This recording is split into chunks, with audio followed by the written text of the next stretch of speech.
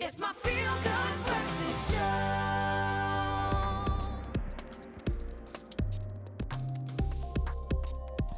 Welcome back. You tune into your Feel Good Breakfast Show, Expresso, right here on SABC3. So good to be hanging out with you on your Friday morning. Thank you for tuning in. Right now, it is time for our tech roundup with expert Theunis Jansen van Rensburg, where we look at some of the most interesting stories this week from around the world in terms of science and technology. Theunis, lovely to have you, my friend. How are you doing? Thank you very much. Good on yourself. Lekker, man. Lekker. Listen, interesting stories. I'm excited for this one.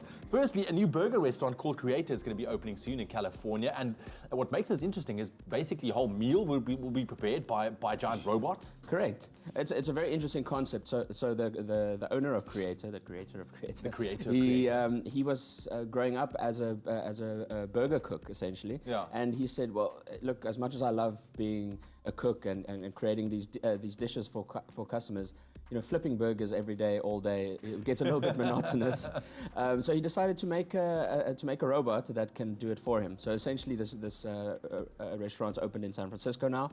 Okay. It's $6 a burger, so it's kind of in line with some other places. And you essentially place your order. The robot cooks the meat from scratch, and then it comes out in a little box, and you put the two sides together, and there's your burger.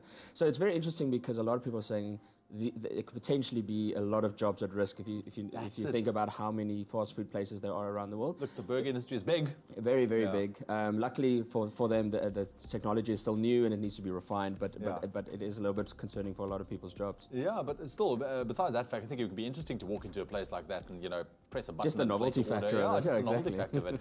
And then moving on to some artificial intelligence, AI. We've seen some incredible companies, making AI that's able to make fake photos look realistic and videos as well. But now the king of photo and editing, Adobe, has created an artificial intelligence that can now spot that particular fake. Exactly. So there's a lot of AIs being built around the world from different companies that it's not meant to spread fake news, but it's meant to make it easy for those AIs to create these photos we use in our everyday lives, in journalism, in books, whatever the case may be. But Adobe has said, look, there is a real danger of those images being used on social media, spreading fake news. So we need to also build a counter AI that can spot these images. And it's quite ironic that from Adobe, that has the Photoshop that started the whole trend, the whole thing, that they are now combating that from their side. So it's a very exciting technology, and there's a lot of applications other than just spotting fake images. It's quite scary if you think about in the direction that this is heading, because like you mentioned, like you rightly said,